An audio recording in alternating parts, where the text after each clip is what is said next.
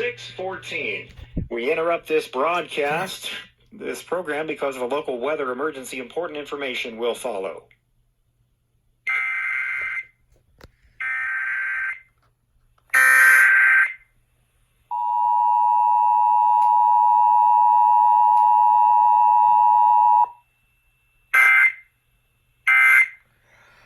You screwed it up again!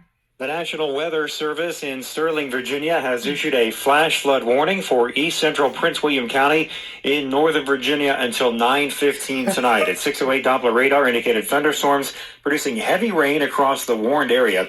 Up to 2 inches of rain have already fallen. Flash flooding is expected to begin shortly. Some locations that will experience flooding include Dale City, Montclair, and Independent Hill. Again, the National Weather Service in Sterling, Virginia has issued a flash flood warning for east central Prince William County in northern Virginia until 9:15 tonight. Sports at 15 and 40.